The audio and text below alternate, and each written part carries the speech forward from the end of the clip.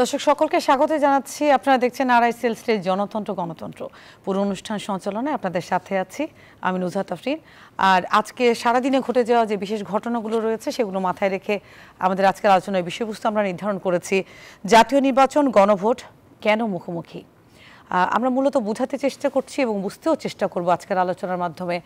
রাজনৈতিক দলগুলো নির্বাচনমুখী, এতে কোনো সন্দেহ নেই। এবং অন্তর্বর্তী সরকারের যে বৈঠক হচ্ছে এবং তার প্রেস সচিব যেভাবে কথা বলেছেন এবং যে বার্তাটি দিয়েছেন যে নির্দিষ্ট সময়ের মধ্যেই নির্বাচন হবে, কিন্তু নির্বাচনে গণভোট নির্বাচনের দিন হবে নাকি তার আগেই হবে, এই বিষয়ে সরকার পরবর্তীতে সিদ্ধান্ত অবশ্যই জানাবে এবং এটি নিয়ে বিভিন্ন দলের যে ভিন্ন মত সেটি আমাদের আলোচনার প্রসঙ্গে উঠে আসবে।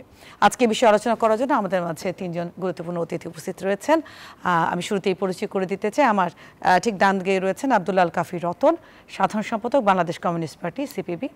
সেই সাথে তার ঠিক পরেই রয়েছেন অধ্যাপক ডক্টর তৌফিকুল ইসলাম মিথিল, উনি সভাপতি বেসরকারি বিশ্ববিদ্যালয় শিক্ষক পরিষদের। এবং আমার ডান দিকে একদম সর্বডানে রয়েছেন অধ্যাপক ডক্টর মুস্তাফিজুর রহমান ফয়সাল, উনি যুগ্ম মহাসচিব খেলাফত মজলিসের। আপনাদের তিনজনকেই স্বাগত জানাচ্ছি আমাদের আজকের আয়োজনে। আমরা জানি যে গত মঙ্গলবারে জাতীয় ঐকমত্য কমিশনের বৈঠক হয়েছে এবং প্রধান উপদেষ্টা বরাবর তারা যে সংস্কারের যে প্রস্তাবনাটি দিয়েছেন এবং গণভোট নিয়েও আলোচনা হয়েছে। সবচেয়ে গুরুত্বপূর্ণ যে বিষয়, জুলাই সনদ স্বাক্ষর হওয়ার পর থেকে জুলাই সনদের বাস্তবায়নে বিভিন্ন রাজনৈতিক দল বিভিন্ন ধরনের মতবাদ দিচ্ছেন এবং এর স্বাক্ষরে কে যাবেন কে যাবেন না, এটা পরিমার্জন দরকার কি দরকার নয়, এটি নিয়েও আমরা জানি যে অক্টোবর মাস জুড়েই কিন্তু আলোচনায় ছিল এই বিষয়টি। আজকে আমরা যে বিষয়টি আলোচনা আনতে চাচ্ছি, গণভোট নিয়ে একদিকে জামাত, মোটামুটি জামাত ইসলাম এবং তার সমমনা যে 8টি দল তারা একই সাথে আন্দোলন করছেন এবং একদম সুনির্দিষ্টভাবেই বলছেন যে নভেম্বরের মধ্যেই গণভোটটি অনুষ্ঠিত হওয়া দরকার। এটার জন্য তারা ব্যাখ্যাও দিয়েছেন। আবার অন্যদিকে বিএনপি বলছেন যে নির্বাচনের সাথেই গণভোটটি যদি অনুষ্ঠিত হয় তাহলে সরকারিভাবে এবং এর যে প্রার্থী রয়েছে প্রার্থিতা নিশ্চিত করার যে ব্যাপার, মানে অংশগ্রহণকারী নিশ্চিত করার যে ব্যাপারগুলো রয়েছে সেই ব্যাপারে আরও বেশি নিশ্চয়তা বা পার্সেন্টেজ আর অনেক ভোট আসবে। এই ব্যাপারগুলো নিয়ে আমার প্রথম প্রশ্নই হচ্ছে মুখোমুখি কেন? আমি তিনজনের কাছে একই প্রশ্ন রাখতে চাচ্ছি। প্রথম আমি শুরু করতে চাচ্ছি আব্দুল আল কাফি রতন, আপনাকে দিয়ে শুরু করতে চাচ্ছি। ধন্যবাদ আপনাকে এবং আমার সহ আলোচক যারা আছেন তাদেরকেও আমি ধন্যবাদ জানাই। এই যে ঐকমত্য কমিশন তারা যেই দীর্ঘদিন ধরে আলোচনা করলো, গত ফেব্রুয়ারির 15ই ফেব্রুয়ারি এই ঐকমত্য কমিশন গঠিত হয়েছে। তার আগে আপনার সংস্কার কমিশন গঠিত হয়েছিল। 11টা সংস্কার কমিশনের মাত্র 6টা কমিশন নিয়ে আলোচনা হয়েছে এবং 6টা কমিশনের মধ্যে আবার সবচেয়ে বেশি আলোচনা হয়েছিল সংবিধান সংস্কার কমিশন। পুরো বিষয়টাই এখন আমার কাছে এক ধরনের পণ্ডশ্রম মনে হয় যে দীর্ঘদিন ধরে প্রায় 44 দিন, 23 দিন, 5 দিন এই বৈঠকগুলি যদি আমি দিন ধরি, এই আলোচনা হলো। আলোচনার শেষে কিন্তু এখন যেটা হচ্ছে যে আলোচনায় যেই বিষয়বস্তুগুলি এসেছিল সেইগুলির কোনো কিছুই কিন্তু এখন আর অবশেষ নাই। এখন ঐকমত্য কমিশনের সভাপতি, সহসভাপতি তারা যে কথা বলছেন সেটাই হচ্ছে কার্যকর হচ্ছে। যে রাজনৈতিক দলগুলি দীর্ঘদিন ধরে আলোচনা করলো, সেই আলোচনার কোনো ফল নাই। প্রথম কথা হচ্ছে এটা একটা ঐকমত্য কমিশন। ঐকমত্য কমিশনের শুরুর দিন প্রফেসর ইউনূস সাহেব বলেছিলেন যে যেই বিষয়গুলিতে ঐকমত্য হবে সেই বিষয়গুলি হচ্ছে আমরা গ্রহণ করব, আর যে বিষয়গুলি ঐকমত্য হবে না সেগুলো আমরা দেশবাসীকে জানিয়ে দিব যে কোন কোন দল কোন কোন বিষয়ে হলো ঐকমত্য নাই, এবং তারা তাদের ম্যানিফেস্টোতে সেগুলি রাখবে। তারা জনগণের কাছে যাবে, জনগণের কাছ থেকে ম্যান্ডেট পেলে তারা সেগুলি বাস্তবায়ন করবে। এখন পুরো বিষয়টাই এমন একটা জায়গায় চলে গেছে যে ঐকমত্য কমিশনে প্রথমে 166টা প্রশ্ন আলোচনা হয়েছে, সেইখান থেকে 84টা প্রশ্ন আলোচনা হচ্ছে। তার মধ্যে একটা বড় অংশের মধ্যেই নোট অফ ডিসেন্ট আছে। এখন নোট অফ ডিসেন্টও আপনার ইগনোর হয়ে যাচ্ছে। কিভাবে হয়ে যাচ্ছে? যে আপনার আচ্ছা, দীর্ঘদিন তো আলোচনাটা হলো, এখন নোট অফ ডিসেন্টই রাখা হচ্ছে না, এই বিষয়গুলো সামনে কেন এলো? কারণ আমরা যখন 17 অক্টোবর দেখেছি যে স্বাক্ষর গ্রহণ হয়েছে, তারপরেও ঐক্যমত্য কমিশনের পক্ষ থেকে এবং অন্তর্বর্তী সরকারের পক্ষ থেকে বলা হয়েছে যে এখানে পরিমার্জন যদি প্রয়োজন হয়, রাজনৈতিক যেমন এনসিপি বিরোধিতা করেছেন, যাননি, তারা কিছু শর্ত আরোপ করেছেন যে এটা না হলে যাব না, সাইন করেনি, তো অনেকগুলো দলে আসলে সাইন করেনি, আবার পরবর্তীতে আবার কিছু দল সাইনও করেছে পরবর্তীতে যে হয়েছে। তাহলে স্বাক্ষর হয়ে যাওয়ার পরও যেখানে পরিমার্জন হওয়ার সুযোগ রয়েছে, তাহলে হঠাৎ করে এই বিষয়টি নিয়ে দ্বন্দ্বের জায়গাটি কেন তৈরি হলো? না, আপনি একটা জিনিস দেখেন, একটা চুক্তি যখন স্বাক্ষর হয়ে যায়, এটা তো চুক্তি, একটা সোশ্যাল কন্ট্রাক্ট বা পলিটিক্যাল কন্ট্রাক্ট যাই বলেন না কেন, 30টা দল স্বাক্ষর করেছে, তার সঙ্গে আপনার ঐক্যমত্য কমিশনের সদস্যবৃন্দ স্বাক্ষর করেছেন। তারপরে সেখানে অল্টারেশনের কোনো সুযোগ আছে কিনা, সেখানে পরিবর্তনের কোনো সুযোগ আছে কিনা। আপনি সবচেয়ে আশ্চর্যজনক যে বিষয়ে আমরা অঙ্গীকারনামা, এটার তো প্রথমে একটা প্রিয়াম্বেল আছে, তারপরে 84টা বিষয় আছে, তারপরে একটা অঙ্গীকারনামা আছে।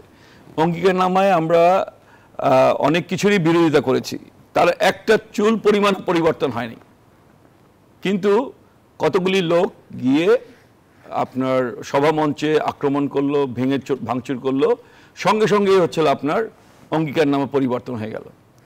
এই যে বিষয়গুলি, এগুলি তো একটা মানে ঐক্যমত্য কমিশনের মধ্যে যে দৃঢ়তার অভাব, সেটাকে কিন্তু প্রমাণ করে। আমরা 8ই অক্টোবর ছিল সর্বশেষ দিন আলোচনার, তারপর একদিন হলো আমাদের সঙ্গে কথা বলেছেন প্রধান উপদেষ্টা বা কমিশনের সভাপতি, সেটা সৌজন্য সাক্ষাৎ, তিনি 8 তারিখ ছিলেন না দেশে, দেশের বাইরে ছিলেন, ফিরে এসে তিনি আমাদের সঙ্গে কথা বলেছেন। কিন্তু 8 তারিখেই অনেক রাত পর্যন্ত, রাত 11টা সাড়ে 11টা পর্যন্ত আলোচনা হয়েছে, আলোচনা হয়ে এখানে সিদ্ধান্ত হয়েছে। আলোচনা করে আমরা বাসায় গেলাম, এরপরের দিন রাতের বেলায় হচ্ছে একটা চিঠি আসলো যে 4-এর ক ধারা সেটা বিলুপ্ত করা হবে। কিন্তু এতদিন যে আলোচনা হলো সেই আলোচনার মধ্যে সেটা ছিল না। আমরা স্ট্রেট বলেছি না, যেটা আলোচনা আমরা শেষ করে দিয়েছি, তারপর আবার কেন আবার নতুন করে হচ্ছে আপনি বিলুপ্ত করার কথা বলবেন। যদিও মানে নির্বাচন কমিশন সেটা, ঐক্যমত্য কমিশন সেটা এখানে রাখে নাই, এটা একটা ভালো দিক। কিন্তু মানে বাস্তবায়নের যে বিষয়গুলি, বাস্তবায়নের বিষয়গুলি নিয়ে, যেমন ধরেন যেই আমি আমি বাস্তবায়নের বিষয়গুলোতে আসবো, মুখোমুখি কেন আমি আসলে আমি আমার বাকি যে দুইজন অতিথি তাদের মতামতটাও নিতে চাচ্ছি। অধ্যাপক তফিকুল ইসলাম মিথিল, আপনার কাছে একই প্রশ্ন যাচ্ছে, মুখোমুখি কেন হতে হলো এখন? ধন্যবাদ আপনাকে এবং ধন্যবাদ সম্মানিত সহ আলোচকদের। আমি যে বিষয়গুলো আলোচিত হয়েছে সেগুলো নিয়ে আমি পুনরাবৃত্তি করতে চাই না, বিশেষত গণভোটের যে সময়টা নিয়ে কথা হচ্ছে। আমার কথা এজন্য বলবো যে নভেম্বর হবে না ডিসেম্বরে হবে, ব্যাপারগুলো কিন্তু আলোচিত হয়েছে। আমাদের সামনে জাতীয় সংসদ নির্বাচন হবে, সেটা আমরা ইতিমধ্যে দেখেছি। প্রধান উপদেষ্টা সহ প্রধান নির্বাচন কমিশনার ইতিমধ্যেই বলেছেন ফেব্রুয়ারিতে ইলেকশন হতে যাচ্ছে। আমাদের ইলেকশন যেহেতু ওই সময় হচ্ছে, আমরা যদি তার আগে একটা গণভোটের আয়োজন করি, একটা ভোটের আয়োজন মানে এখানে আপনি দেখেন বিশাল ব্যয়বহুল ব্যাপার। ওই দিন ব্যয় যেমন হবে, পাশাপাশি পুরো দেশের মানুষকে কিন্তু ওই দিন কাজ থেকে বিরত থেকে কার্যত ওই দিন কিন্তু আমাদের কর্মদিবস থাকবে না, আমাদের একটা স্পেশাল হলিডে করে মানুষ ভোট কেন্দ্রে যেতে হবে। তাহলে দেখেন অর্থনৈতিকভাবে আমাদের যে একটা ব্যয়ের সম্মুখীন হচ্ছি আমরা, সেটা না করে আমরা যদি সেটা যেদিন জাতীয় নির্বাচন হচ্ছে এটা হানার ব্যাপার, যে গণভোটটা হানার ব্যাপারের মতোই, তো সেদিন যদি হয়ে যায় এটার পার্টিসিপেশনও কিন্তু অনেক বেশি থাকবে। আর শুধু যদি গণভোট হয় সেটা পার্টিসিপেশন নিয়ে কিন্তু ডাউট থাকবে আসলে কতজন ভোট কেন্দ্রে যাবে। আর সেই সময় কিন্তু জাতীয় নির্বাচনের উপলক্ষে কিন্তু সবাই ভোট কেন্দ্রে যাবে। এক, দুই হচ্ছে যে আমরা ব্যয়টা কমাতে পারবো। তা আমরা যদি এই অর্থে দেখি, আমার কথাগুলো হয়তো কোনো দলের কথার পক্ষে চলে যাবে, আবার কোনো দলের কথার বিপক্ষেও যেতে পারে, সেটা না। আমরা দেখতে হবে দেশের সার্বিক স্বার্থে আমাদের জন্য কোনটা মঙ্গলজনক, এবং সেই অর্থে আমি দেখছি জাতীয় নির্বাচনের দিন যদি হয় সেটা আমাদের দেশের জন্য মঙ্গলজনক। অর্থনৈতিকভাবে আমরা বেনিফিটেড হচ্ছি এবং ভোটার অংশগ্রহণটাও বেশি থাকবে। দ্বিতীয়ত যে কথাগুলো আছে, নোট অফ ডিসেন্টের যে ইস্যুগুলো আছে সেগুলো উপেক্ষা করার কোনো সুযোগ নেই, এবং যে সময়ে সিগনেচার হয়ে গেছে তার পরবর্তীতে যদি কোনো পরিমার্জন হয় সেটা কিন্তু সবার ঐক্যমতের ভিত্তিতে হতে হবে। তারপরে কিন্তু কোনো পরিমার্জন হতে পারে। সংবিধান ইটসেলফই কিন্তু চেঞ্জ হচ্ছে। সংবিধান পৃথিবীর কোনো সংবিধানই একদিনে হয়নি, সেটা কন্টিনিউ প্রসেস, চেঞ্জ হতেই পারে, কিন্তু সেটা সবার সম্মতির ভিত্তিতে হবে। একইভাবে জুলাই সনদে যদি কোনো পরিমার্জন হয় সেটা হতে পারে, কিন্তু যারা সিগনেচার করেছে তাদের কিন্তু সম্মতি নিয়ে হতে হবে। আজকে দেখেন বাংলাদেশের সবচাইতে বড় যে দল বাংলাদেশ জাতীয়তাবাদী দল বিএনপির মহাসচিব ইতিমধ্যেই কিন্তু এই কথাগুলো বলেছেন। কি বলেছেন? যে নোট অফ ডিসেন্ট যেখানে ছিল সেগুলো কিন্তু উপেক্ষা করা হয়েছে, পাশাপাশি যে কিছু পরিমার্জনের কথা বলা হয়েছে সেগুলো কিন্তু সম্মতি না নিয়ে এগুলো করা হচ্ছে, তাহলে কিন্তু কনফ্লিক্ট আরো বেড়ে যাবে। স্বাভাবিকভাবেই যেখানে সিগনেচার হয়েছে, যে দলগুলো স্বাক্ষর করেছে সেই দলের কিন্তু অভিমত নিতে হবে কোনো ক্ষেত্রে, যে আগে এবং পরে যেটা হচ্ছে সেটা কিন্তু অপিনিয়ন নিতে হবে। সেটা না নিলেই কিন্তু কনফ্লিক্ট বেড়ে যাবে। আর আলোচনা করলে যে কোনো কনফ্লিক্ট কিন্তু এড়ানো সম্ভব বলে মনে করি। যেটা হয়তো সময় লেগেছে, আমার সম্মানিত সহ আলোচক ইতিমধ্যেই বলেছেন, ফেব্রুয়ারি থেকে যে আলোচনাগুলো হয়েছে, প্রায় ৭৫-৭৬ দিন যে আলোচনাটা হয়েছে, আলোচনার একটা পর্যায়ে কিন্তু আমরা দেখেছি ঐক্যমতে পৌঁছেছে, সেজন্যই কিন্তু স্বাক্ষর গ্রহণের মতো একটা বিশাল কার্যক্রম হয়েছে। কাজে আগামীতেও কোনো ব্যাপারে যদি এমন থাকে যে পরিমার্জন কোনো কিছু অ্যাড করতে হয়, সেটা আলোচনার মাধ্যমে হতে পারে, কোনো কিছু উপেক্ষা করার সুযোগ নেই। বিশেষত নোট অফ ডিসেন্ট, আবার কোথাও আপত্তি থাকলে সেগুলো শুনেই আমার মনে হয় আলোচনার মাধ্যমে এগিয়ে যাওয়া উচিত বলে আমি মনে করি। ধন্যবাদ আপনাকে। নিশ্চয় পরবর্তীতে আরেকটি প্রসঙ্গ নিয়ে আসবে। এই পর্যায়ে আমি অধ্যাপক ডক্টর মোস্তাফিজুর রহমান ফয়সাল একের প্রশ্ন আপনার কাছে জানতে চাচ্ছি, সেই সাথে আরেকটু জিজ্ঞেস করি, যেহেতু জনাব তৌফিক ইসলাম মিথিল উনি উল্লেখ করেছেন আজকে বিএনপি মহাসচিব মির্জা ফখরুল ইসলাম আলমগীর খুব স্পষ্টভাবে তার বক্তব্যগুলো প্রকাশ করেছেন এবং উনি বলেছেন যে এটি একটি প্রতারণার সমান। আপনারা এটি মানছেন না এবং আপনারা আগামীকালও সোমবারে আপনারা আবারও আন্দোলনে যে ডাকটি দিয়েছেন এবং আপনাদের সুস্পষ্ট যে দফাগুলো রয়েছে সেগুলো আপনারা উল্লেখ করেছেন, এ বিষয়ে আপনার মতামত কি? জি ধন্যবাদ। আগামীকালকে আমাদের স্মারকলিপি প্রদান আছে আলাদা রয়েছে। আর আমি প্রথমত ইতিহাসের একটি বড় ঘটনা, যেটা আমরা নিজেরা উদাহরণ সৃষ্টি করেছি, সেটা পজিটিভ দিক থেকে আমি শুরু করছি। এর আগে বাংলাদেশে যত বড় বড় সংকট হয়েছে এবং প্রায় সময়ে এই সংকটে মধ্যস্থতাকারী হিসেবে বিদেশ থেকে কেউ না কেউ আসছে, অনেকে আসছে। বিভিন্ন জাতিসংঘের মহাসচিবের দূত আসছে, কমনওয়েলথের মহাসচিবের দূত আসছে, বিভিন্নভাবে চেষ্টা করছে, কিন্তু শেষ পর্যন্ত আসলে সুরাহা হয়নি। এবারই প্রথম বাংলাদেশের রাজনীতিবিদরা বসে, এবং কি 2-3টা রাজনৈতিক দল না, মোটামুটি প্রায় সব কয়টি অ্যাঙ্গেল টাচ করেছে এবং সর্বোচ্চ সংখ্যক রাজনৈতিক দল, রেজিস্টার্ড আনরেজিস্টার্ড, একসাথে বসে একটা জায়গায় সমঝোতা হয়েছে এবং সেটি স্বাক্ষরও হয়েছে। এটা নিঃসন্দেহে একটি বড় ইতিহাসের দলিল, এটি স্বাক্ষর হয়েছে। এই জন্য আমি প্রথমত বাংলাদেশের রাজনৈতিক দলগুলোকে ধন্যবাদ জানাচ্ছি। দ্বিতীয় হচ্ছে, আমরা এতটুকু শেষ করতে পারলাম। আপনি জানেন যে সংস্কার কমিশনগুলো যে প্রস্তাবগুলো সামারি করে ঐক্যমত্য কমিশন যেগুলো রাজনৈতিক দলগুলোর কাছে পাঠিয়েছে এবং মতামত নিয়েছে, সেখানে কিন্তু বাস্তবায়ন প্রক্রিয়াটাও ছিল প্রশ্নের মধ্যে, এবং ম্যাক্সিমাম দলই বাস্তবায়ন প্রক্রিয়ার কথাও কিন্তু সাজেশন হিসেবে উল্লেখ করেছে। পরবর্তীতে কন্ট্রাডিকশন শুরু হয়েছে, কিছু কিছু ক্ষেত্রে কিছু ম্যাটার আছে সাংবিধানিক, কিছু ম্যাটার আছে সাংবিধানিক না। তো যেগুলো সাংবিধানিক না সেগুলোর ব্যাপারে বলা হচ্ছে যে এগুলো এখনই বাস্তবায়ন করা যায়, আর যেগুলো সাংবিধানিক ম্যাটার আছে সেগুলোর ব্যাপারে ঐক্যমত্য কমিশনের নিয়োগ করা এক্সপার্টদের মতামতের সাপেক্ষে আমি যদি আরেকটু স্পষ্ট করে জানতে চাই, কারণ আমার বিষয়গুলোর মধ্যে আশা হচ্ছে আর কি, আমি আরেকটু স্পষ্ট করে, আপনাদের যে 5 দফা দাবি রয়েছে তার প্রথম দাবিটি কিন্তু এটি জুলাই জাতীয় সনদ বাস্তবায়নের লক্ষ্যে প্রয়োজনীয় সাংবিধানিক আদেশ জারি ও ওই আদেশের উপর আগামী নভেম্বর মাসের মধ্যেই গণভোট আয়োজন করা। আমার সুস্পষ্ট প্রশ্নটি হচ্ছে, নভেম্বরেই কেন হতে হবে? সেটাই, কারণ আমরা যেমনটি জানি যে দেশে যে পরিস্থিতি, আগামী ফেব্রুয়ারিতে হচ্ছে দ্বিতীয় সপ্তাহের মধ্যে নির্বাচনের তারিখ দেয়া আছে মোটামুটি, এবং দেশের অর্থনীতি ভালো চলছে না, আইন শৃঙ্খলা পরিস্থিতি যথেষ্ট নাজুক, এবং এখানে বলাই বাহুল্য যে অবশ্যই নভেম্বরে নির্বাচন হলে খালি চোখে বোঝা যাচ্ছে, আবার অনেকে বলছে সরকারের সেই ক্ষমতা রয়েছে নভেম্বরে ভোট করার এবং ফেব্রুয়ারিতেও ভোট করার। নভেম্বরেই কেন? সুস্পষ্ট উত্তর চাচ্ছি। ক্ষমতা তো অবশ্যই আছে, কারণ এর আগে তত্ত্বাবধায়ক সরকারগুলো যখন আসছে 3 মাসের মধ্যে তারা প্রয়োজনীয় রুটিন ওয়ার্ক করছে, আবার নির্বাচনও করছে। আর এখনই দেখেন ডিফার করা শুরু হয়ে গেছে এবং বিভিন্ন রকমের প্রশ্ন উত্থাপিত হয়েছে যেই জুলাই সনদ আমরা স্বাক্ষর করেছি এটা অলরেডি দালিলিক বিষয়, এটা এমন কিছু বিষয় না যে আমি আজকে আমার মন গড়া কিছু বলে ফেললাম আরেকজন এটা বাস্তবায়ন করে ফেলবে, এরকম বিষয় না, বা এটা এরকম হালকা কোনো বিষয় না। সুতরাং আসলে চেঞ্জ করার কোনো ম্যাটার কিন্তু এখানে নাই, কেউ চাইলেই চেঞ্জ করে ফেলবে এরকম সুযোগ নাই এই মুহূর্তে।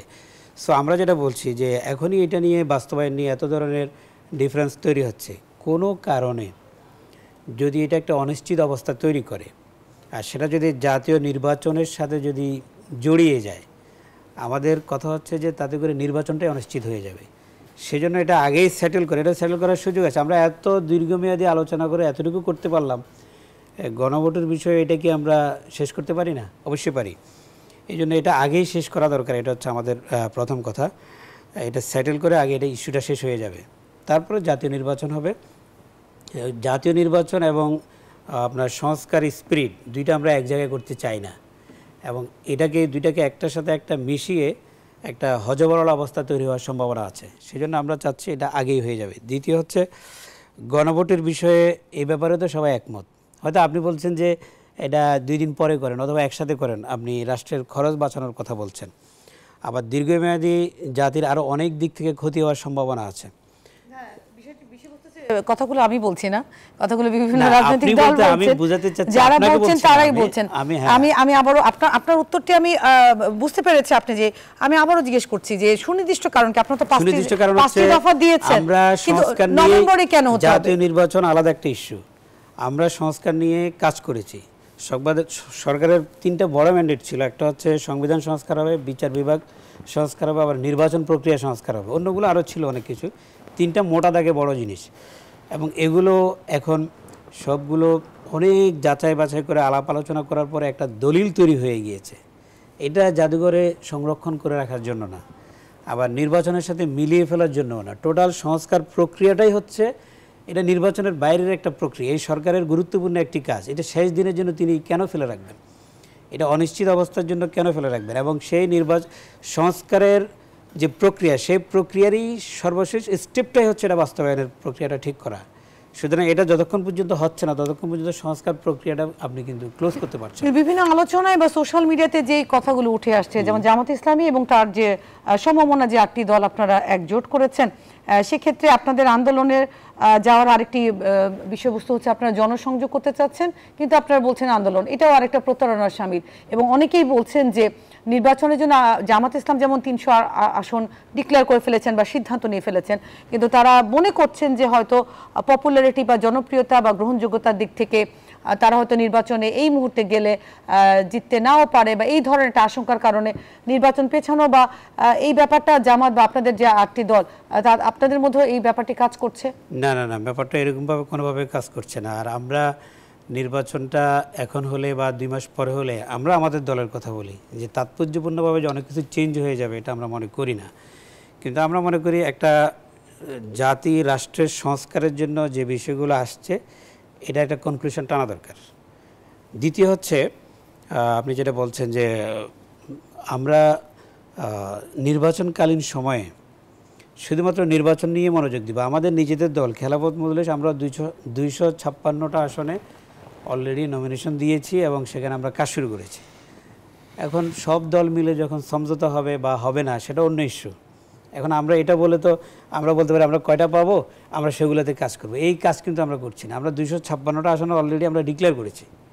তাহলে এই জোট করে আন্দোলন এটা কোনোভাবে আপনি প্রতারণা বলতে পারেন না। একসাথে আপনি যদি বলেন যে সংলাপ চলছে, হ্যাঁ সংলাপটা একটা নির্ধারিত প্রক্রিয়ায় সংলাপ চলেছে, আমি আমার রাজনৈতিক কর্মকাণ্ডকে বন্ধ রাখবো না তো।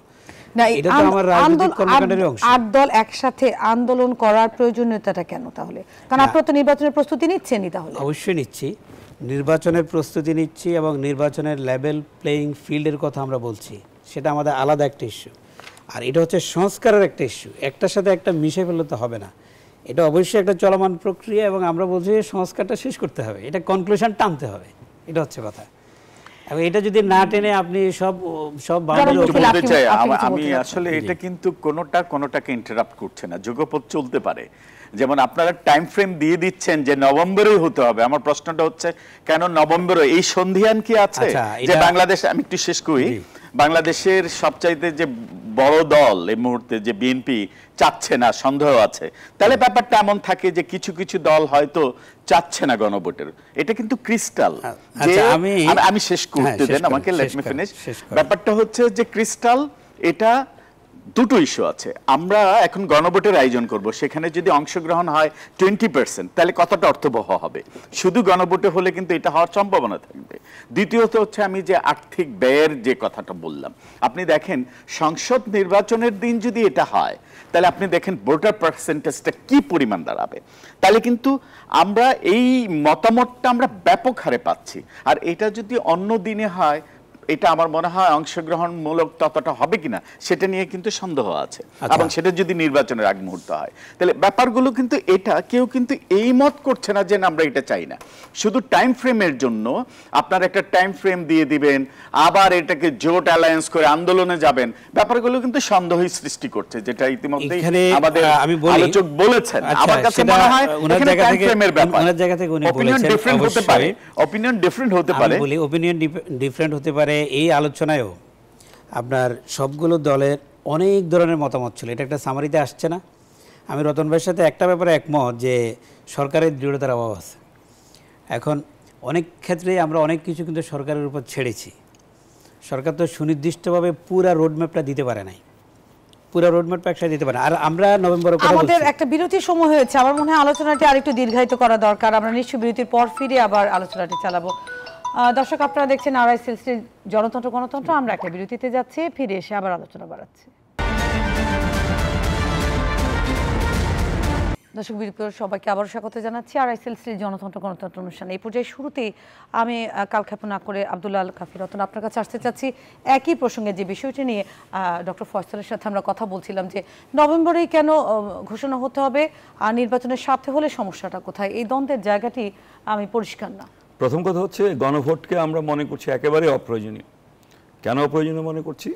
যে গণভোটের যে সিদ্ধান্ত হবে বা ফল হবে, সেই ফল কিন্তু পরবর্তী পার্লামেন্টের উপর বাইন্ডিং না, এটা কনস্টিটিউশনালি বাইন্ডিং না। কোনো পার্লামেন্ট কিন্তু সার্বভৌম না। পার্লামেন্টের আবার হচ্ছে আপনার আছে হলো হাইকোর্ট বা সুপ্রিম কোর্ট, যাই বলি, কিন্তু পার্লামেন্টকে কেউ ডিকটেট করতে পারে না। যে আমি একটা সিদ্ধান্ত নিলাম, সিদ্ধান্ত নিয়ে পার্লামেন্টকে বললাম যে এই সিদ্ধান্তটা তুমি এক্সিকিউট করো, সেটা কিন্তু সম্ভব না। যে কারণে একটা আদেশের কথা বলা হচ্ছে।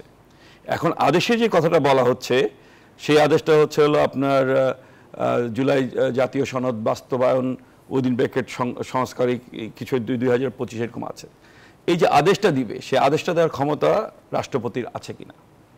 যদি আপনি পার্লামেন্ট, যদি আপনি সংবিধান অ্যাব্রোগেট না করেন বা স্থগিত না করেন, তাহলে এই সংবিধানের অধীনে, এই ওথ বাউন্ড সংবিধানের অধীনে রাষ্ট্রপতি কোনোভাবেই হচ্ছে কোনো আদেশ দিতে পারেন না। জিয়া রহমান আমলে আদেশ হয়েছে, ফরমান হয়েছিল, ফরমান 10টা ফরমান দিয়েছিলেন তিনি, কারণ তখন সংবিধান স্থগিত ছিল। এরশাদ সাহেব আদেশ দিতে পেরেছিলেন কারণ তখন সংবিধান স্থগিত ছিল। কিন্তু এই আমলে তো সংবিধান স্থগিত হয় নাই, কারণ এই সংবিধানের অধীনেই রাষ্ট্রপতির ওথ হয়েছে, এই সংবিধানের অধীনেই আপনার প্রধান উপদেষ্টার ওথ হয়েছে, এই সংবিধানের অধীনেই প্রধান বিচারপতি থেকে সমস্ত বিচারপতিদের ওথ হয়েছে। ফলে পারবে না। কেন পারবে না? আমাদের সংবিধান 93(1) এবং 106 ধারা কোনোভাবেই রাষ্ট্রপতিকে আদেশ জারি করার অধিকার দেয় না। আমি একজন বিখ্যাত সংবিধান বিশেষজ্ঞকে এই যে আদেশটা, সেই আদেশটা বলেছিলাম যে এই রাষ্ট্রপতিকে এই আদেশ দিতে পারেন কিনা। উনি স্পষ্ট বলেছিলেন নো, এবং উনি বলেছিলেন যে আপনি আমাকে ওকালতনামা দিয়ে যান, আমি যে এই আদেশ যেদিন হবে তারপরের দিন আমি হাইকোর্টে রিট করব এবং আপনাকে জয়ী করে দিব।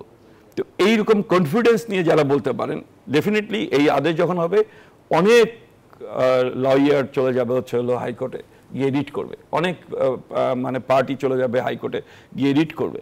ফলে এই যে একটা ভালনারেবল সিচুয়েশনের মধ্যে পড়ে গেলাম আমরা, সেটা কিন্তু একটা মানে রাজনৈতিক সংকট তৈরি করবে।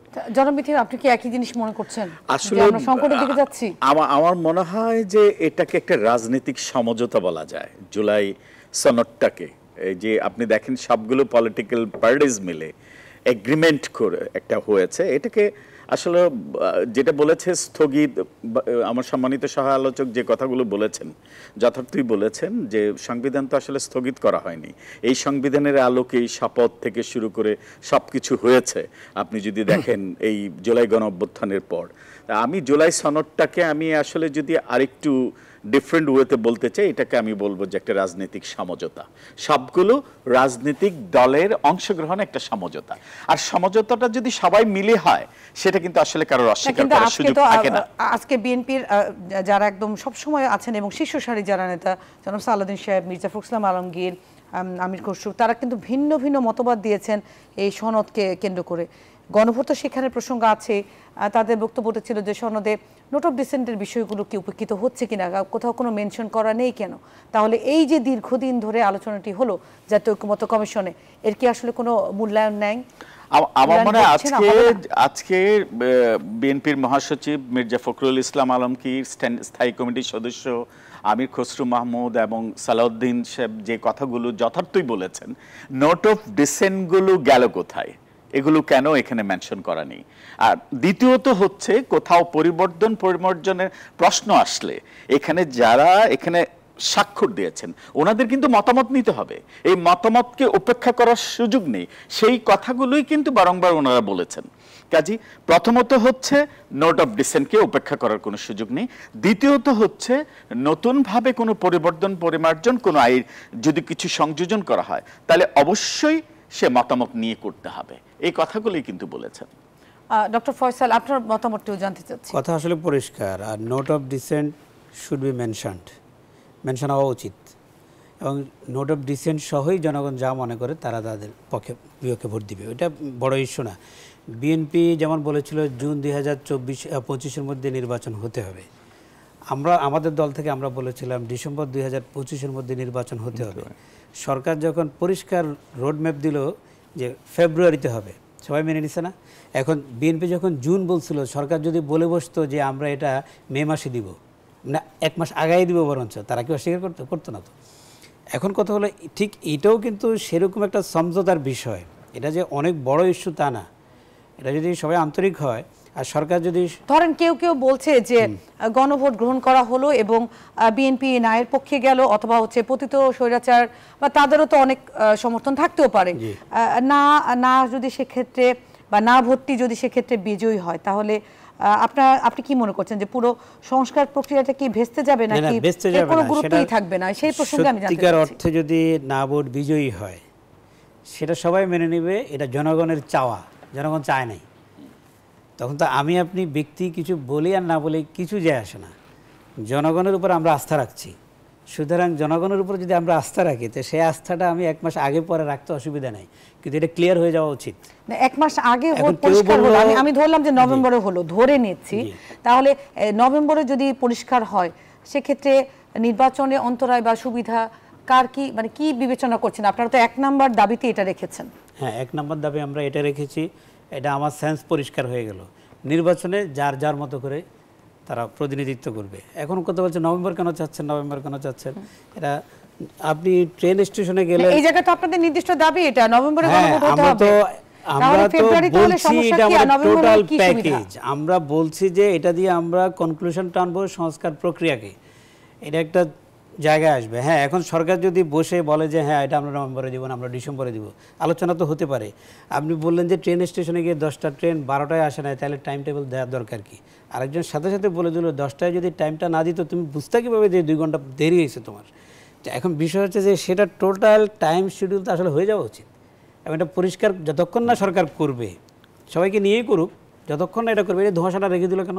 স্বাক্ষরের জন্য সবাইকে এত দূর টেনে নিতে পারলো, এত কিছু করতে পারলো, তাহলে এই ধোঁয়াশাটা বাস্তবায়ন প্রক্রিয়াটা ধোঁয়াশাটা সরকার কেন রেখে দিল? এই একটা জিনিস ঝুলাই রাখার তো মানে হয় না। তা আমাদের মধ্যে কি গেম খেলবে না ওরা? এটা তো সমস্যা। একটা জিনিস বললাম আমাকে, গণভোট কি কোনোভাবেই আপনার জাতীয় নির্বাচনের উপর প্রভাব ফেলবে কিনা, প্রভাব ফেলার কোনো সুযোগ আছে কিনা? না, গণভোটের নেচারটাই হচ্ছে যে গণভোট দিয়ে পরবর্তী সংসদকে বাধ্য করা হবে, নৈতিকভাবে বাধ্য করা হবে। এই সুতরাং আপনি যদি নভেম্বরে করেন একই কাজ হবে না। নভেম্বরে যদি হয় তাহলে গণভোট নিয়ে আমার একটা প্রচারণা থাকবে, এগুলো কেন জাতি গ্রহণ করবে, এটা কেন দরকার, আমার ম্যানিফেস্টো হবে তখন শুধুমাত্র সংস্কার কেন্দ্রিক, আর ইলেকশন যখন হবে তখন আমার ম্যানিফেস্টো তো না, এটা হচ্ছে যে এটা হচ্ছে কিছু কিছু দল দেখাতে চাচ্ছে যে ভাই এটা আমাদেরই ফসল, আমাদেরই সেইটা দেখানোর জন্য গণভোটটা নভেম্বরে করতে যাচ্ছে। আসলে এটা যদি এইভাবে যদি রাজনীতিটাকে কেউ দেখে, আপনি এত আলোচনা করতে পারলেন, আমি সরকারের উদ্দেশ্যে বলছি, ঐক্যমত্য কমিশনের কথা বলছি, এখন তো টাইম আউট হয়ে যাচ্ছে সরকারেরও। মানে জনাব রতন যে প্রসঙ্গটি এনেছেন, আসলে আমি বলি যে আমরা রাজনৈতিকভাবে একটা সমঝোতা হয়েছে জুলাই সনদ, এখন পিপলস পারসেপশনটা নেওয়া কিন্তু সেটাই তো গণভোট। এখন এই যে রাজনৈতিক সমঝোতাটা হয়েছে এটার উপর জনগণের, রাজনৈতিক দলগুলো তো সব জনগণের প্রতিনিধিত্ব করছে না, কারণ এখানে রাজনীতির করছে না, কোন দলের সাথে সম্পৃক্ততা নাই, সে মানুষগুলো তো রয়েছে, কাজে সেই মানুষগুলো কিন্তু পারসেপশন দিবে হানা ভোট। এটাকে বলে জনগণের অভিপ্রায়। এক্স্যাক্টলি, জনগণের অভিপ্রায়। এখানে রাজনৈতিক দলগুলোর একটা অভিপ্রায় হয়েছে, জনগণের অভিপ্রায়টা কিন্তু হয়নি, সেই রিফ্লেকশনটা হবে গণভোটে। এবং সেটা জন্য আলাদা কোনো ক্যাম্পেইনের প্রয়োজন আছে বলে আমি মনে করি না, কারণ জনগণের কাছে ব্যাপারটা খুবই ক্রিস্টাল যে আমরা জুলাই সনদকে আসলে এটা কি মেনে নিব না নিব না, সেই হানা ভোটে যাবে। এবং এটা জাতীয় নির্বাচনের দিন হলে আলাদা বক্স থাকবে, সেটা কিন্তু কোনোভাবে রিফ্লেকশন হচ্ছে না, নিয়ে তো কোনো সমস্যা নাই। এটাই কিন্তু ব্যাপারগুলো যদি ভাইয়া আমি যেটা বলতে চাচ্ছি, ব্যাপারটা যদি টাইম ফ্রেমটা দেওয়া হয় যে নভেম্বর না হলে আবার পাশাপাশি যদি একটা হুমকি দেওয়া হয় আন্দোলনে যাব, আন্দোলনে যাওয়ার যে আজকে প্রশ্নটা আসছে, বাংলাদেশের সবচাইতে যে বড় দল চাইলে কিন্তু অনেকভাবেই কেওয়াটিক সিচুয়েশন করতে পারতো। আপনারা দেখেছেন গত এক বছর যতগুলো ইস্যু নিয়ে আলোচনা হয়েছে, বিএনপি কিন্তু বরাবরই ছাড় দিয়েই কথা বলছে, কোন সময় এই হুমকি দিচ্ছে না, এই হুমকি দিচ্ছে না, এই হুমকি দিচ্ছে না যে আমরা আন্দোলনে যাচ্ছি, আমরা আমি জামাতের কথা যদি বলি, জামাত প্রথম কি বলেছিল খুব ক্লিয়ারলি, জামাত বলেছিল যে স্থানীয় সরকারের নির্বাচন না দিয়ে জাতীয় নির্বাচন দেওয়া যাবে না, আগে স্থানীয় সরকার নিচে নিতে, সেই জিনিস ভুলে গেছে তারা, ভুলে গেছে। এখন বলছে পিআর করতে হবে, পিআর না হলে নির্বাচনের প্রসঙ্গে নিশ্চয়ই জনাব রতন নামে একটা বিরতি নিতেই হচ্ছে আমার এখানে। দর্শক আপনারা দেখছেন আরআইএসএল স্টিল গণতন্ত্র, আমরা একটা বিরতিতে যাচ্ছি, বিরতির পর ফিরে এসে বাকি আলোচনা করছি।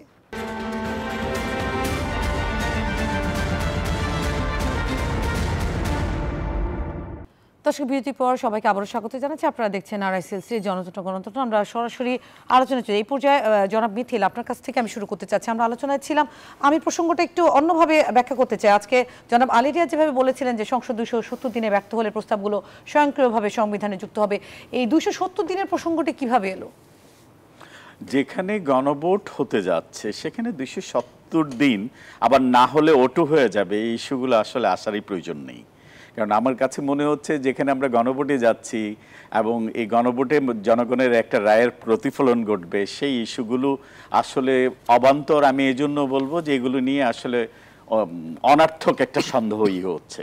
আমাদের প্রথমত যেটা প্রয়োজন, খুব দ্রুত সময় এই অর্থে বলছে, অলরেডি তো আমাদের প্রধান উপদেষ্টা একটা টাইম ফ্রেম দিয়েছেন এবং প্রধান নির্বাচন কমিশনারও বলেছেন যে আমাদের ফেব্রুয়ারিতে নির্বাচন, এটা কিন্তু ইন্ডিসপেন্সেবল, খুবই আমার মনে হয় গুরুত্ব দিয়ে নির্বাচনটা প্রয়োজন। যদি আপনাকে আরেকটু উল্লেখ করে দিতে চাই, আজকে কিন্তু ডক্টর মোহাম্মদ ইউনূসের সাথে যে প্রধান উপদেষ্টা ওনার বৈঠক হয়েছে এবং তার পরবর্তীতে যে এই সংবাদ সম্মেলনটি হয়েছে, তার প্রেস সচিব শফিকুল আলম উনি বলেছেন যে নির্বাচন বানচালে বড় একটি শক্তি আছে এবং এটা শুধুমাত্র ফিজিক্যাল ব্যাপারটা তা না। উনি আশঙ্কা প্রকাশ করেছেন যে সোশ্যাল মিডিয়াতে বা তার ভূমিকা কেমন হবে, বিচারিক দায়িত্ব নিয়ে কি হবে, এই বিষয়গুলো কিন্তু আলোচনায় এসেছে। শঙ্কার কারণটা কেন? অন্তর্বর্তীকালীন যে সরকার, তাদের পক্ষ থেকে এই সংখ্যাটি আপনি যথার্থই বলেছেন। আর আমি যদি বুঝে থাকি যে একটা আশঙ্কা আছে, তাহলে আমি আগে থেকেই সেটা কেন প্রোটেক্ট করার জন্য রেডি হব না। আর সরকারের পক্ষ থেকে যখন এরকম আশঙ্কা করা হয় তখন স্বাভাবিকভাবেই কিন্তু জনমনেও একটা শঙ্কা তৈরি হয়, আদৌ কি সরকারের সদিচ্ছা আছে কিনা নির্বাচনের দিকে যাওয়ার। আর যদি থেকেই থাকে, সরকার যদি বুঝে থাকে এরকম একটা হামলা হতে পারে, এরকম একটা গোলযোগ হতে পারে, সরকার আগে থেকেই সেই সচেতন হয়ে সেটাকে কিভাবে প্রোটেক্ট করবে সেদিকে যাওয়া উচিত। আমার কাছে মনে হয় সেটা আসলে কোনো দায়িত্বশীল বক্তব্যের মধ্যে পড়ছে না। নির্বাচন করতে যাচ্ছে, পাশাপাশি আবার শঙ্কাও করছে, তো এই শঙ্কাটা জনমনে আরো অসন্তোষ বাড়িয়ে দিবে, জনমনের শঙ্কা বাড়িয়ে দিবে। আপনার কাছে একই প্রশ্ন। একটা জিনিস হচ্ছে যে আপনার গণভোটের কথা বলা হচ্ছে, আবার হঠাৎ করে আচমকাই গতকালই মানে যে বিষয়টা ভাইস প্রেসিডেন্ট সাহেব আপনার সহসভাপতি তিনি সভাপতির কাছে হস্তান্তর করতে গিয়ে বা কথা বলতে গিয়ে যে কথাটা বললেন যে যদি পরবর্তী পার্লামেন্ট যদি এই সংস্কারগুলি করতে মানে সংবিধান সংস্কারগুলি বা সংশোধনীগুলি করতে ব্যর্থ হয় তাহলে স্বয়ংক্রিয়ভাবে 270 দিন পরে স্বয়ংক্রিয়ভাবে সেইগুলি সংবিধানে সংস্কার হিসাবে বা সংশোধনী হিসাবে যুক্ত হবে। এইটা তাহলে বলেন যে গত ফেব্রুয়ারি থেকে যে এই যে মানে আলোচনা হলো হলো সেটা কি তাহলে রেজাল্ট দাঁড়ালো? এই প্রশ্নটি আসে কি আপনারা তো অংশগ্রহণ করেছেন সেই আলোচনাগুলোতে। এটা হচ্ছে যে এলএফওর ভূত এখন আমাদের মাথা থেকে যায়নি। 70 সালে যে এলএফওর অধীনে নির্বাচন হয়েছিল সেখানে বলা হয়েছিল যে এই পার্লামেন্ট প্রথম 6 মাস গণপরিষদের কাজ করবে, তারা একটা নতুন সংবিধান বা শাসনতন্ত্র প্রণয়ন করবে, যদি 6 মাসের মধ্যে শাসনতন্ত্র প্রণয়ন করতে না পারে তাহলে ওই পার্লামেন্টে ডিজলভ হয়ে যাবে। তো এই যে ওই মাথার মধ্যে যে ওই কনসেপ্টটা ছিল সেই কনসেপ্টটা থেকেই কিন্তু পুরো যে আলোচনায় কোনোদিনও কখনোই কিন্তু এই শঙ্কা প্রকাশ করা হয় নাই, কিন্তু বাস্তবায়নের সময় আমার মনে পড়ে পরশুদিন বলেছিলেন যে একটা নতুন চমক আপনাদের জন্য আছে। এই চমকটা হচ্ছে 270 দিনের চমক। এই 270 দিনে আপনার যখন বলা হচ্ছে তখন আপনি ধরে নিচ্ছেন যে যেই দলটা নির্বাচন হয়ে আসবে, যার নির্বাচিত হওয়ার সম্ভাবনা বেশি, সেই দলটা জনগণের সাথে প্রতারণা করতে পারে। সেই জন্য ওই রক্ষা কবচটা আপনি রেখে দিচ্ছেন যে 270 দিনের মধ্যে যদি না হয় তাহলে স্বয়ংক্রিয়ভাবে সেটা কার্যকর হবে। ওই যে আমি বললাম যে পার্লামেন্টকে আপনি বাধ্য করতে চাচ্ছেন। হ্যাঁ, যেমন ধরেন শেখ হাসিনা সাথের ক দিয়ে বলছে যে এই চেঞ্জ করলে পরে অলঙ্ঘনীয়, তারপরে যে এই মানে কি হবে, শাস্তি হবে, কঠিন শাস্তি হবে, কঠোর শাস্তি হবে। সেটাও কিন্তু পরবর্তী পার্লামেন্টকে পারে না। একটা পার্লামেন্ট যে আইন করলো, পরবর্তী পার্লামেন্টের বা ওই পার্লামেন্টের ক্ষমতা আছে আপনার সেই আইন সংশোধন করার অধিকার আছে। ফলে এই যে আপনি মানে বেঁধে দিচ্ছেন, সেই বেঁধে দেওয়াটা কিন্তু গণতান্ত্রিক হচ্ছে না, এবং সেটা গণতন্ত্রে কখনোই, যেমন ধরেন যে শেখ হাসিনার অনেক লই তো এখন সংবিধানে অনেক ইয়েই তো চেঞ্জ হয়ে যাচ্ছে, হচ্ছে না? সুতরাং এই যে আপনি বললেন নির্বাচন করতে না দিলে সমর্থকরা ভোট বয়কট করবে, রয়টার্সকে শেখ হাসিনা একটি সাক্ষাৎকার দিয়েছে সন্ধ্যা নাগাদ, এই খবরটিও আমরা বিভিন্ন গণমাধ্যমে দেখেছি। আওয়ামী লীগের পক্ষে যদি নির্বাচন করতে না দেয়া হয়, কারণ আওয়ামী লীগকে তো নির্বাচন থেকে বাদ দেওয়া হয়েছে, আজকে রয়টার্সে শেখ হাসিনার একটি সাক্ষাৎকার প্রচারিত হয়েছে বলে রয়টার্স এবং এফপিতে, এটা সন্ধ্যা নাগাদই কিন্তু হয়েছে। আপনারা এই বিষয়টিকে কিভাবে দেখছেন? শেখ হাসিনার দল যদি নিবন্ধন না থাকে, হ্যাঁ, এবং তারা যদি অপরাধী হয়, যদি যে বিচার হচ্ছে, বিচার বিষয় নিয়ে আমার শঙ্কা আছে, বিচার বিষয় নিয়ে আমার স্বচ্ছতার মানে অভিযোগ আছে, এবং যাদেরকে হলো এখানে দায়িত্ব দেওয়া হয়েছে তাদের বিশ্বাসযোগ্যতা নিয়েও আমার প্রশ্ন আছে। কিন্তু তারপর যদি সে শাস্তি পায় তাহলে তো সে নির্বাচন করতে পারবে না, তার দল যদি শাস্তি পায় তাহলে দলও নির্বাচন করতে পারবে না। কিন্তু এই ক্ষেত্রে আমি এক মিনিট আপনাদের এক মিনিট, যেমন ধরেন আমাদের এই বছরেই কিন্তু একটা আইন হয়েছে 2025 সালের 3রা জুন। সেই আইনে বলা হয়েছে, আমাদের মুক্তিযুদ্ধের সংজ্ঞা দেওয়া হয়েছে, সেটা হচ্ছে মুক্তিযোদ্ধা কাউন্সিল আইন 2025। সেখানে বলা হয়েছে যে 1971 সালের 26শে মার্চ হইতে 1971 সালের 16 ডিসেম্বর পর্যন্ত কাদের বিরুদ্ধে যুদ্ধ হয়েছে, সেখানে বলা আছে আপনার পাকিস্তানি সেনাবাহিনীর বিরুদ্ধে, আল-বদর আল-শামস, রাজাকার আল-বদর আল-শামসের বিরুদ্ধে, তৎকালীন মুসলিম লীগ, জামাত ইসলাম এবং নেজাম ইসলামের বিরুদ্ধে, এবং এদের বিরুদ্ধে যে যুদ্ধটা পরিচালিত হয়েছে সেটা হচ্ছে মুক্তিযুদ্ধ। ফলে যার বিরুদ্ধে আপনি যুদ্ধ করে দেশ স্বাধীন করছেন তারা কিভাবে নির্বাচন করতে পারে, এই প্রশ্নটা কিন্তু খুব গুরুত্বপূর্ণ প্রশ্ন। এটা আসলে আমরা খেয়াল করি না, কিন্তু আমি একটা কথা শুনে যাওয়ার আগে অ্যাড করতে চাই, যে ফ্যাসিস্ট সরকার শেখ হাসিনা অপরাধী কিনা এই প্রশ্নটাতে থাকতে আমি কিন্তু নারাজ। আমি বলতে চাই যে কিছু কিছু জিনিস হচ্ছে ক্রিস্টাল, উনি এবং ওনার ফ্যাসিস্ট সরকার যে অপরাধ করেছে জনসম্মুখে, এবং 300 আসনের এমপি নিয়ে পালিয়ে যাওয়া, পৃথিবীতে কিন্তু এটা নজির।